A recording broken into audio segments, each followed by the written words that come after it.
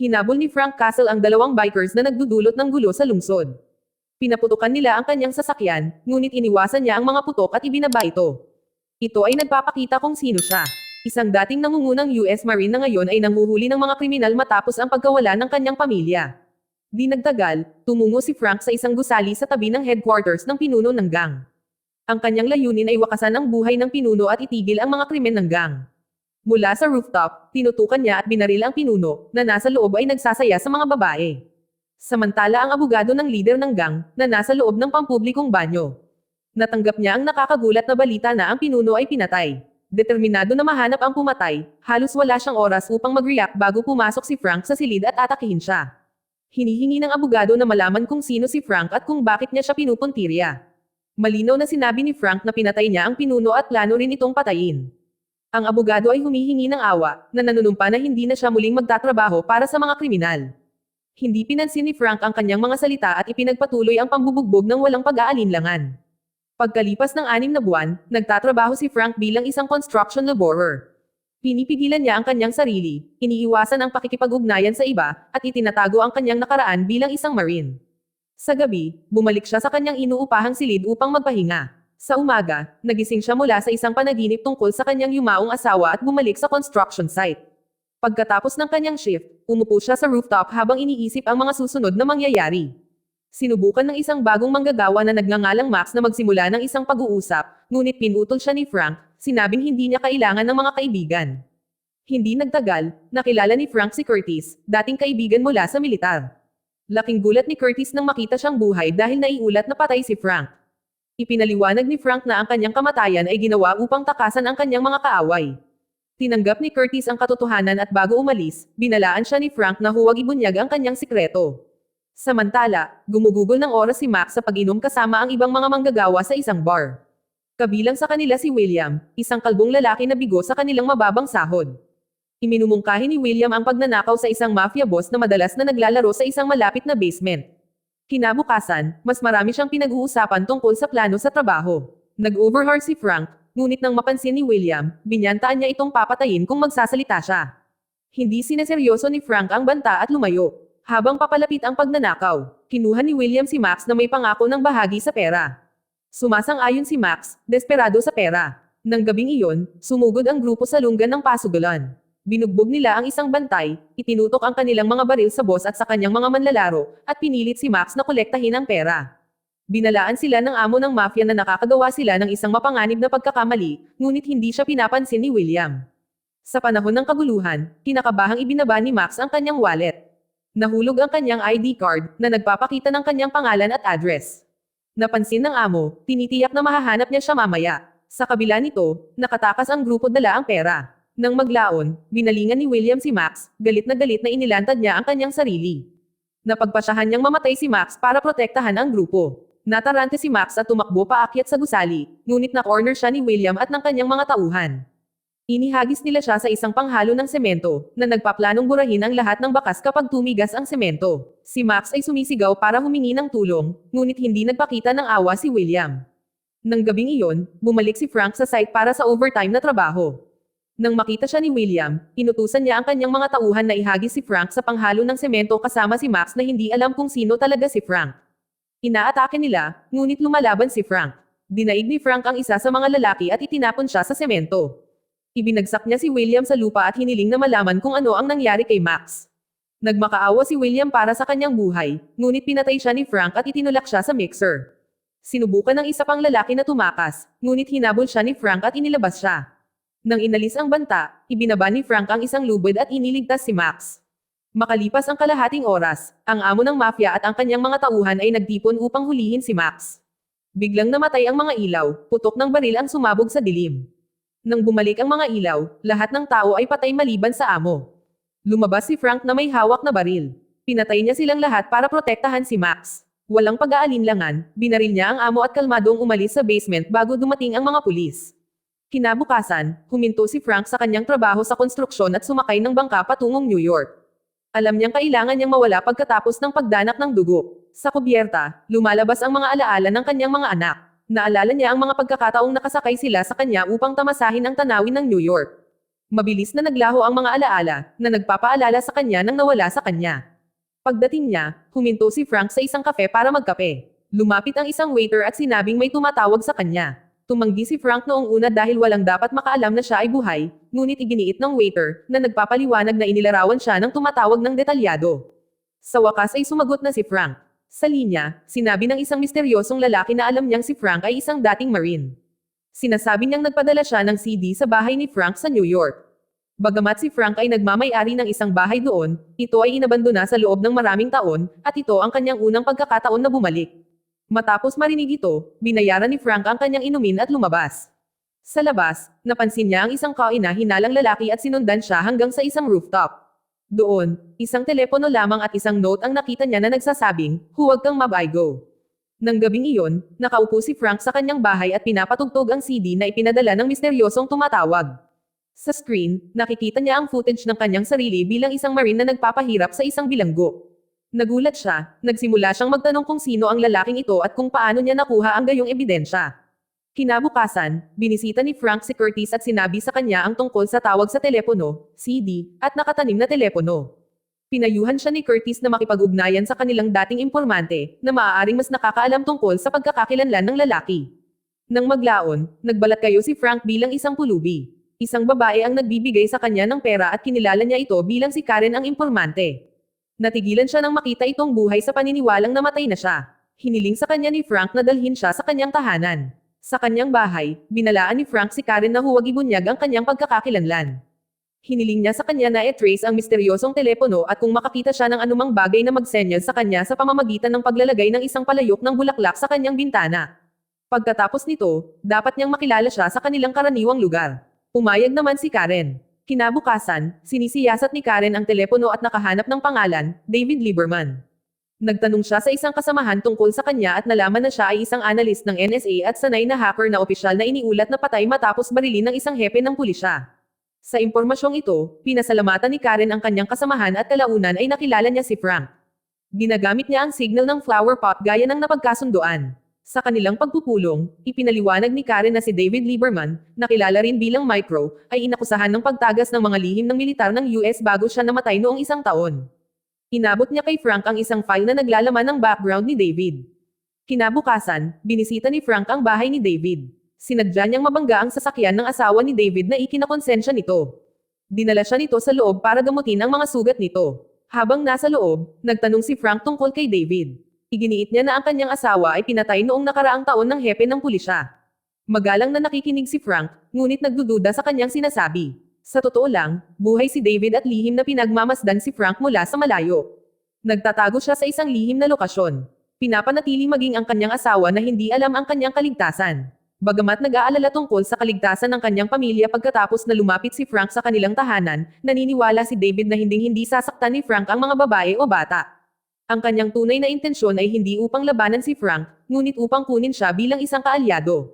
Samantala, nagpa siya si Frank na baguhin ang kanyang hitsura. Matapos mag-ahit ng kanyang balbas at maggupit ng kanyang buhok, siya ay tumungo sa bahay ng hepe ng pulisya, ang lalaki ay nabalitang binaril si David.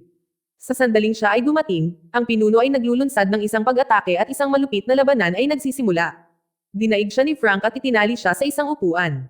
Hinihiling niyang malaman kung bakit binaril ng pinuno si David at kung totoong patay na si David. Sa halip na sumagot, nakuha ng hepe ang isang baril at itinutok ito kay Frank. Nang tanggalin niya ang maskara ni Frank, natigilan siya nang makilala siya bilang dating Marine. Ang baril ay lumabas na walang laman, na nagbibigay kay Frank ng pagkakataong kontrolin muli. Hindi kailanman sinadya ni Frank na patayin ang pinuno, ngunit kapag nalantad ang kanyang pagkakakilanlan, wala siyang pagpipilian. Pagkalipas ng 2 oras, naging headline sa news ang pagkamatay ng hepe. Isang detective na nagngangalang Dina at ang kanyang partner ang nakatalaga sa kaso. Kinabukasan, tahimik na kumakain si Frank sa isang kafe. Tinawag siya ni David at iginiit na hindi siya kaaway. Tumanggi si Frank na maniwala sa kanya, nagbabala na kung pinahahalagahan ni David ang kanyang pamilya, dapat siyang lumayo. Sinabi niya kay David na makipagkita sa kanya ng gabing iyon at ipaliwanag ang lahat. Pumayag si David sa kondisyon na hindi sasaktan ang kanyang pamilya. Nang gabing iyon, sinundan ni David ang kanyang GPS sa isang sementeryo.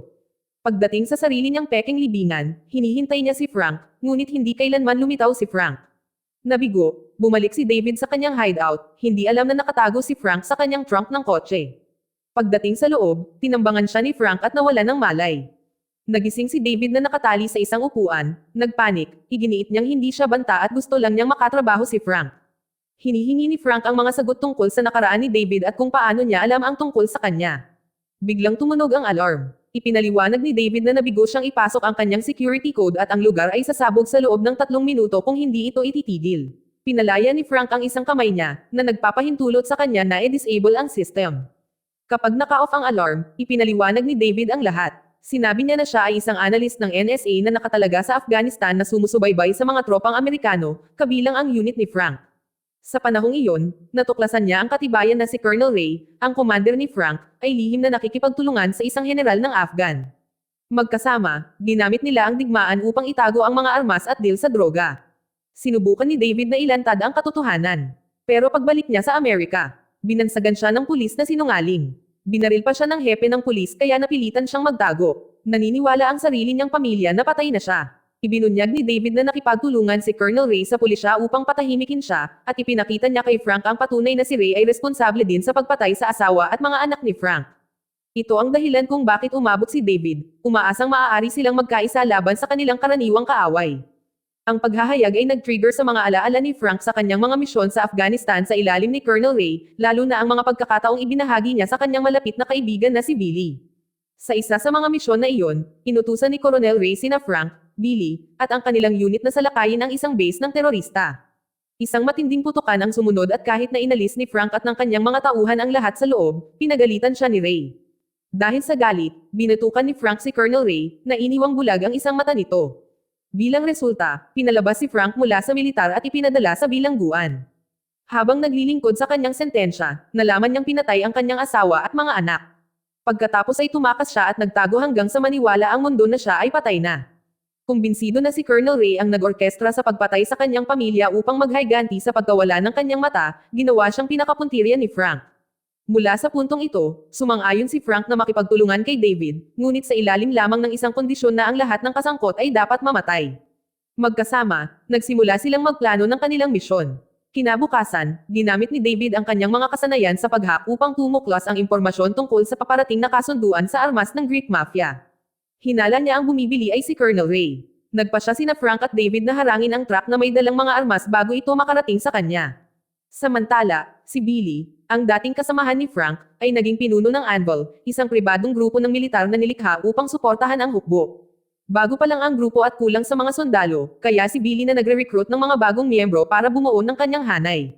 Kasabay nito, nakikipagpulong si Detective Dina at ang kanyang partner sa matataas na opisyal ng pulisya upang pag-usapan ang pagpatay sa hepe ng pulisya. Dahil hindi pa rin nakikilala ang pumatay, itinuturing ito ng mga opisyal na isang prioridad, ngunit hinimok sila ni Dina na ipagpaliban ang kaso. Ipinaliwanag niya na ang isang mas kagyat na banta ay nagbubukas, isang pakikitungo sa armas na kinasasangkutan ng Greek Mafia na naka-schedule para sa mismong gabing iyon. Bagamat hindi ibinunyag ng kanyang source ang pagkakakilanlan ng mamimili, iginiit niya na dapat silang kumilos ng mabilis. Sumang-ayon ang mga opisyal at inatasan siya na manguna sa pagsalakay. Samantala, sina Frank at David ay gumagawa na ng kanilang sariling mga paghahanda para sa parehong deal. Nagpaplanong i-hijack ang truck ng mafia, itinuro ni David na kakailanganin nila ng isang mabilis na sports car upang maalis ito. Naalala ni Frank ang isang lokal na gang na nag-iimbak ng mga ninakaw na sasakyan at alam kung saan eksaktong mahahanap ang isa. Sa hideout ng gang, pinahihirapan ng mga miyembro ang 2 tao habang nakaupo sa malapit ang ilang sports car. Pumasok si Frank na may hawak na granada at binalaan silang huwag barilin. Hindi nila siya pinansin at nagpaputok, na pinilit na gumanti si Frank. Dahil sa daming ngunit walang humpay, pinapatay niya silang lahat. Nang matapos ang laban, tinawagan niya si David, na naghihintay sa labas, at sinabihan siyang pumili ng sasakyan. Pumili si David ng pula, at sabay silang umalis. Nang ligtas ang sasakyan, inilunsad nila ang kanilang misyon. Ang gawain ni Frank ay kontrolin ang truck habang ginagambala ni David ang pagtugon ng pulisya. Alam na si Detective Dina ay nagtatarget din sa mafia, si David ay nakipag-hack sa mga komunikasyon ng pulisya, na iniwan ang mga opisyal na hindi makapag-coordinate. Kinuha ni Frank ang truck, iniligtas ang 2 hostage sa loob, at pagkatapos ay pinalitan si David ng mga sasakyan. Nalilito sa blackout, nabigo ang mga pulis na pigilan sila. Maya-maya, may humahabol na isa pang sasakyan. Si Detective Dina. Sinubukan ni Frank na iwasan siya, ngunit nagpatuloy ang pagtugis hanggang sa pinara ni David ang kanyang kotse gamit ang isang truck na nagpahinto nito. Inutusan ni Frank si David na dalhin ang truck pabalik sa kanilang base habang nakikipag-usap siya kay Dina. Hinayla siya nito mula sa sasakyan niya ilang segundo bago ito sumabog. Bagamat nakikita niya ang kanyang mukha sa pamamagitan ng kanyang kumukupas na paningin, iniligtas niya ang kanyang buhay, na sinasabi sa kanya na lumayo sa kanyang landas. Makalipas ang 2 araw, nagising si Dina sa ospital. Maliit ang kanyang mga pinsala, at siya ay pinalaya sa parehong araw. Dahil sa pagkabalisa sa kanyang nakita, iniisip niya kung ang lalaking nagligtas sa kanya ay si Frank Castle, isang marine na pinaniniwala ang patay ng maraming taon. Samantala, sinuri ni na Frank at David ang mga ninakaw na armas at pinag-usapan ang kanilang susunod na hakbang. Sa ngayon, hindi pa sila makakakilos dahil hindi pa alam ang lokasyon ni Colonel Ray. Kinabukasan, bumalik sa tungkulin si Dina, na hindi pa rin naaayos sa kanyang mga hinala tungkol sa kaligtasan ni Frank. Determinado na alisan ng takip ang katotohanan, hinanap niya si Karen, ang pinagkakatiwalaang impormante ni Frank at dinala siya sa istasyon para tanungin. Sa loob ng kanyang opisina, direktang pinindot ni Dina si Karen tungkol kay Frank, ngunit mahinahong iginiit ni Karen na patay na siya sa loob ng maraming taon. Kahit anong pilit ni Dina na tanungin siya, ayaw magsalita ni Karen. Napagtantong wala na siyang mapapala, at ubiling binitawan siya ni Dina. Pagkatapos, sinabi ni Dina sa kanyang kapareha na gusto niyang imbestigahan pa si Frank. Ang kanyang kapareha ay naging bigo, na nangangatuwiran na ang isyu ay hindi nauugnay kumpara sa kanilang nabigong misyon laban sa Greek Mafia. Sinundan siya ni Dina at ipinaliwanag na iniligtas siya ni Frank mula sa pagsabog ng sasakyan at binalaan siya na huwag makialam. Naniniwala siya na ang paghahanap sa kanya ay magbubunyag din kung sino ang pinaplano ng mafia na makipagpalitan ng mga armas.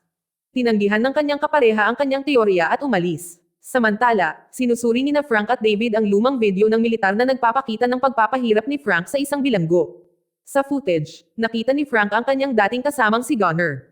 Napagtatanto na maaaring alam ni Gunner kung nasaan si Colonel Ray. Nagpasya si Frank na bisitahin siya sa kanyang tahanan sa malalim na kagubatan. Lumipat ang eksena kay Colonel Ray, na ngayon ay isang direktor ng CIA. Nalaman niya na si Frank ay buhay at responsable sa pag-hijack sa truck ng sandata ng Greek Mafia. Bilang tugon, inutusan ni Ray ang mga mersenaryo na tugisin siya. Di nagtagal, nagtungo sina Frank at David sa kagubatan. Naghihintay si David sa kotse habang si Frank ay patuloy sa paglalakad. Lumapit siya sa isang bahay na pinaniniwalaan niyang pag-aari ni Gunner, na nakasalubong lamang ng isang palaso. Pinutol ito ni Frank at sinigaw ang pangalan ni Gunner. Ibinaba ni Gunner ang kanyang pana, humihingi ng paumanhin at ipinaliwanag na naisip niya na si Frank ay isang nanghihimasok. Bago makasagot si Gunner, dumating ang mga mersenaryo na ipinadala ni Ray at nagpaputok, isang labanan ang sumiklab. Naglunsad si David ng drone para gabayan si Frank habang sinusubaybayan ni Ray ang laban mula sa kanyang laptop. Pinatay ni na Frank at Gunner ang ilang umaatake, ngunit binaril si Gunner ng 2 beses at bumagsak. Nagtago sila sa likod ng isang malaking bato habang binabalaan sila ni David tungkol sa 2 pang kaaway na paparating. Sa kanyang patnubay, inalis ni Frank ang mga huling sundalo. Tinutugunan ni Frank ang body camera ng kalaban, na nangakong hahabulin si Colonel Ray.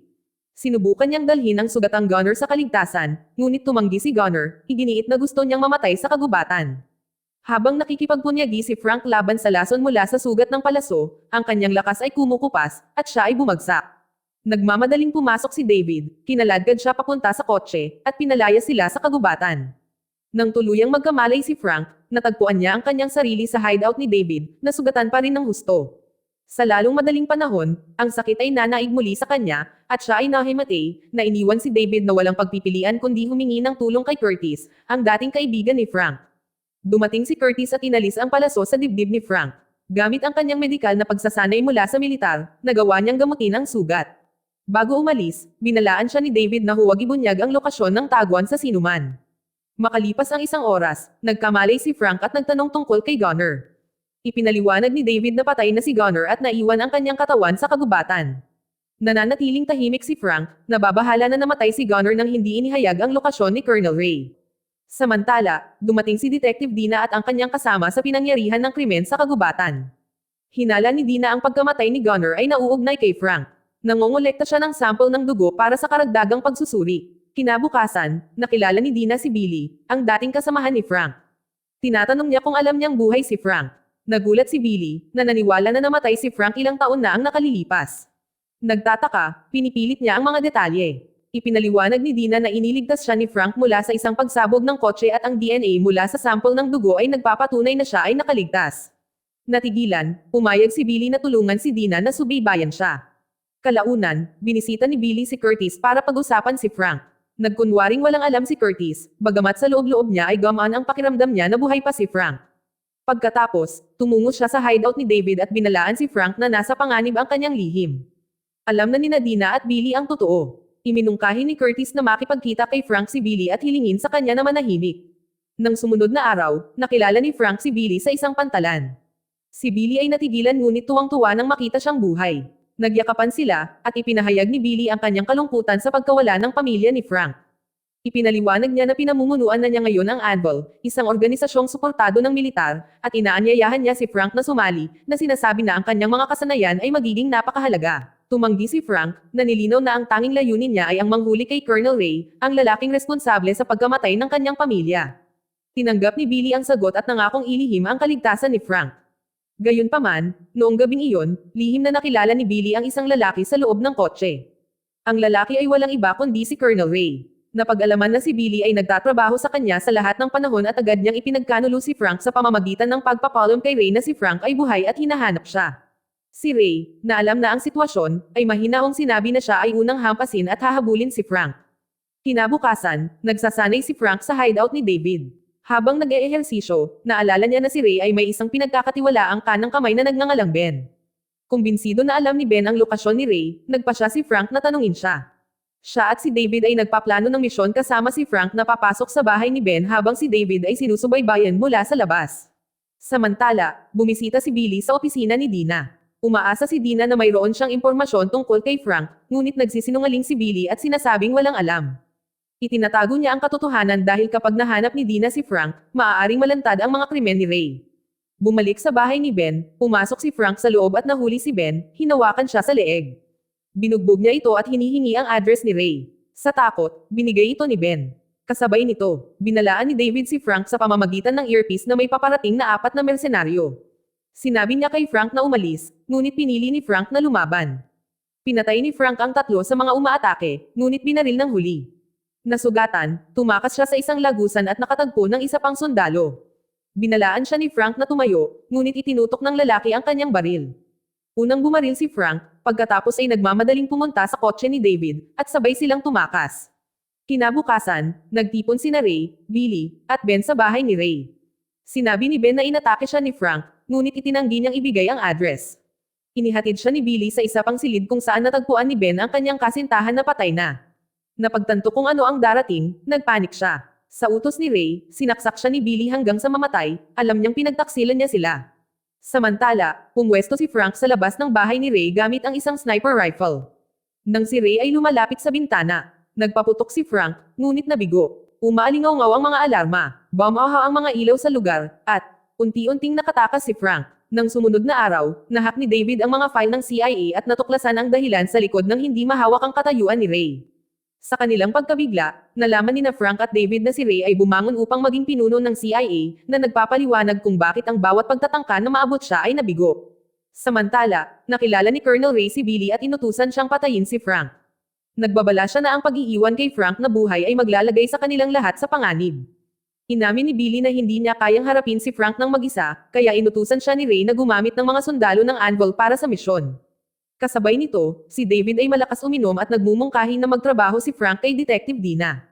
Tumanggi si Frank, iginiit na hindi niya maaaring ipagsapalaran na ilantad ang katotohanan na siya ay buhay pa. Nang maglaon, tinipon ni Billy ang 4 sa pinakamahusay na anvil.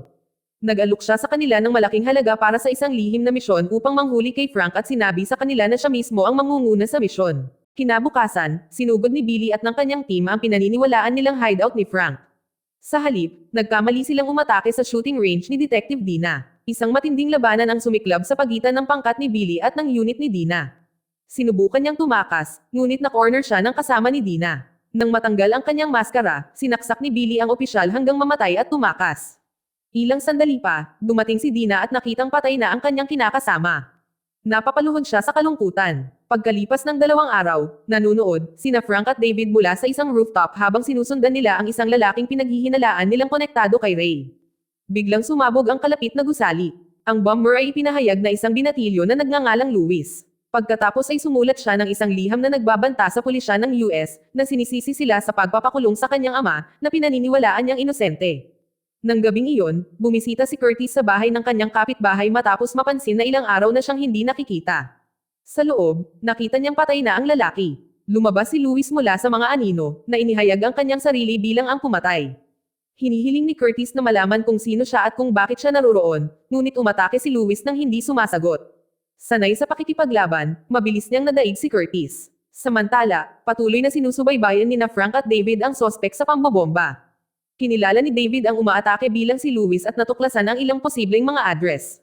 Habang nagmamadaling lumabas si Frank, tumawag si David para i-redirect siya, ipinaliwanag na humingi ng tulong si Curtis sa bahay ng kanyang kapitbahay. Sa pagtitiwala sa kahilingan ni Curtis, nagbago ng kurso si Frank at tumungo doon.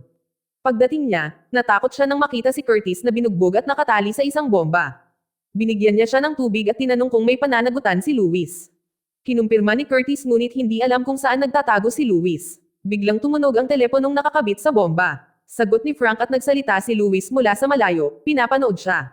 Hinihiling ni Frank na malaman kung bakit ginagawa ito ni Luis. Sinabi ni Luis na siya ay tulad ni Frank, na nakikipaglaban para sa hustisya sa kanyang sariling paraan.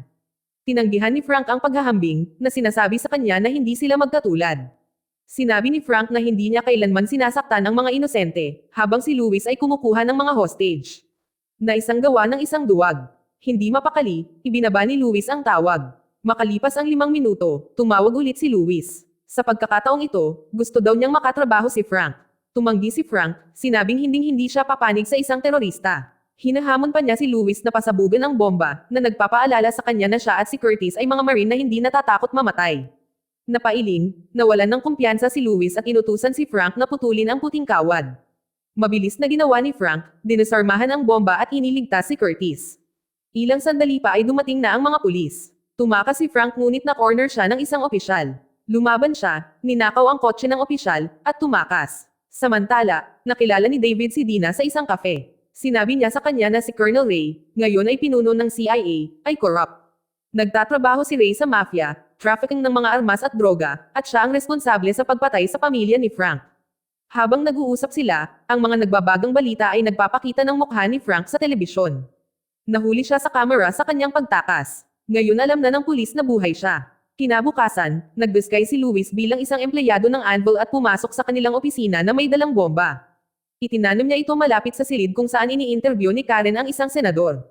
Pinasabog niya ang aparato, pumatay ng maraming tao. Nakaligtas si Karen, ngunit pumasok si Luis, binaril ang iba. Maya-maya ay dumating si Frank, ngunit hindi makakilos dahil nagbanta si Luis na papatayin si Karen at pasabugan ang sarili. Kinaladkad siya ni Luis, binyantaan ang mga gwardya ng Anvil na nag-aalangan na pigilan siya. Hinayaan nila siyang umalis. Sinubukan ni Frank na sundan gamit ang ibang ruta ngunit naharang ni Dina na tinutukan siya ng baril. Sinabi niya sa kanya na ibaba ang kanyang sandata, iginiit na hindi siya ang kaaway at hinahabol niya si Luis upang iligtas si Karen. Tumanggi si Dina at inutusan siyang sumuko. Lumapit si Frank, sinabihan siyang barilin kung hindi siya naniniwala sa kanya. Bago pa makakilos ang dalawa, biglang nagpaputok si Billy. Pinipilit sila ng pananambang na magkalat at si Frank ay nakatakas sa ibang direksyon. Ngayong sigurado na si Billy ay nagtaksil sa kanya at sumali kay Colonel Ray, si Frank ay tumulak patungo kay Luis. Si Luis ay nadidismaya habang naghahanap siya ng pagtakas. Lumapit si Frank at sinubukan siyang pakalmayan. Nag-aalok na magtulungan kung palayain niya si Karen. Isang distraction lang ang offer dahil lihim na pinuputol ni Karen ang puting wire sa bomb vest ni Luis. Kapag natapos na siya, nagsara si Frank at kumalas si Karen. Pagkatapos ay ikinulong ni Luis ang sarili sa loob ng isang maliit na silid, muling ikinonekta ang wire, at nag-trigger ng napakalaking pagsabog na ikinamatay niya. Nagkunwari siyang hostage si Karen sa loob ng elevator para hindi makialam ang mga pulis. Pagdating sa loob, umakyat siya sa tuktok na hatch at dumulas. Bago umalis, binalaan niya si Karen na manatiling ligtas at maghiwalay sila ng landas. Makalipas ang ilang oras, bumalik si Frank sa hideout ni David at ginagamot ang kanyang mga sugat. Ipinaliwanag ni David na nakilala na niya si Dina at sinabi sa kanya ang tungkol sa mga krimen ni Colonel Ray. Idinagdag ni Frank na ang kanilang mga kaaway ngayon ay hindi lamang si Ray, kundi pati na rin si Billy, na pumanig sa kanya. Samantala, nasa bahay ang asawa at mga anak ni David nang may dumating na pulis. Lihim siyang isa sa mga tauhan ni Ray at sinusubukang agawin ang mga ito. Lumalaban siya, ngunit kinuha ng isa pang opisyal ang kanyang anak na hostage. Nahuli nila siya at ang lalaki habang ang anak na babae ni David ay namamahala upang makatakas sa likod ng pinto. Natuklasan ni David ang pagkidnap sa pamamagitan ng kanyang CCTV feed sa bahay. Hinimok siya ni Frank na manatiling kalmado, na itinuturo na ang mga lalaki ay nagtatrabaho para kay Ray. Napansin din nila sa footage na nakatakas ang anak na babae ni David. Nakipag-ugnayan sa kanya si Frank at sinabi sa kanya kung saan siya magtatago. Pagkatapos ay pinapunta niya si David upang kunin siya at ihatid kay Dina para sa proteksyon. Sabay hawak ni Ray at Billy ang asawa at anak ni David sa isang bodega. Inanunsyo nila na makakalaya lamang ang mga hostage kung susuko sina Frank at David. Bago pa makakilos si Frank, inatake ng mga tauhan ni Ray ang hideout. Lumaban si Frank at pinatay silang lahat, nag-iwan ng isang nakaligtas. Tinanong niya ang lalaki tungkol sa pamilya ni David, ngunit iginiit ng bihag na wala siyang alam. Pinaandar siya ni Frank at kinuha ang kanyang telepono. Tinawag ni Frank si Billy at sinabi sa kanya na nabigo siya na pinili niyang pumanig kay Colonel Ray. Inamin ni Billy na ginawa niya ito para sa pera at kapangyarihan, pagkatapos ay nagmumungkahi ng isang kalakalan, sina David at Frank, kapalit ng asawa at anak ni David. Tinanggap ni Frank at inayos nilang magkita kinabukasan. Kinabukasan, dumating sina Frank at David sa exchange site. Binabalaan ni Frank si David na manatiling kalmado anuman ang sabihin ni Billy. Hindi nagtagal, huminto ang isang kotse kasama ang asawa at anak ni David. Habang si Billy ay pumwesto sa rooftop na may sniper rifle. Tawag ni Billy at inutusan silang maglakad patungo sa sasakyan. Sumusunod sila. Ang pamilya ni David ay pinalaya at lumayo, ngunit si Frank ay nahuli ng mga tauhan ni Billy. Nang subukan nilang sunggaban din si David, biglang dumating si Dina at ang kanyang team. Isang putok ng baril ang sumabog. Si David ay binaril habang si Frank ay kinuha ng mga sundalo ni Billy. Makalipas ang ilang oras, nakakulong si Frank sa hideout ni David, na ngayon ay nasa ilalim ng kontrol ni Billy. Inakusahan siya ni Billy ng paglabag sa kanilang kasunduan sa pamamagitan ng pagtawag sa puwersa ni Dina. Itinanggi ito ni Frank, na nagmumungkahi na maaaring si David ang nakipag-ugnayan sa kanya. Pagkatapos ay tinanong niya si Billy kung sangkot siya sa pagpatay sa kanyang asawa at mga anak. Inamin ni Billy na siya nga, sinabing ang perang inaalok ay napakalaki para tanggihan. Sa opisina ni Dina, si David ay nahayag na buhay dahil sa isang bulletproof vest. Siya ay muling nakikipagkita sa kanyang asawa at mga anak, na hindi nasaktan. Samantala, dumating si Colonel Ray sa hideout at brutal na pinahirapan si Frank. Habang binubugbog, tumunog ang computer alarm ni David dahil hindi na ilagay ang security code. Kinalag ni Billy ang isang kamay ni Frank at inutusan siyang pigilan ito. Sumunod si Frank, ngunit sa proseso, lihim siyang kumuha ng kutsilyo at sinaksak si Ray sa balikat. Bago niya matapos ang trabaho, nakabawi si Ray at pinigilan siya, na nagpapahintulot kay Ray na magpatuloy. Walang awa na pinalo ni Ray si Frank at naghahanda na dukutin ang kanyang mga mata. Sa wakas ay nagawa ni Frank na palayain ang kanyang sarili at inatake si Ray ng buong lakas. Natuyo at dumudugo, bumagsak si Frank.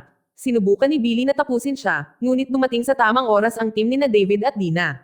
Binaril ni Dina si Billy, ngunit nakatakas siya. Nagmamadali si David para tulungan si Frank. Makalipas ang 30 minuto, dinala si Frank sa isang doktor at nakaligtas pagkatapos ng paggamot. Sa mga sumunod na araw, unti-unti siyang gumaling kasama sina David at Dina sa tabi niya. Nang gumaling, nagpasalamat siya sa kanilang dalawa. Sinabi sa kanya ni Dina na maaari na siyang mabuhay ng malaya, ngunit sinabi ni Frank na mayroon pa rin siyang hindi natapos na gawain kay Billy.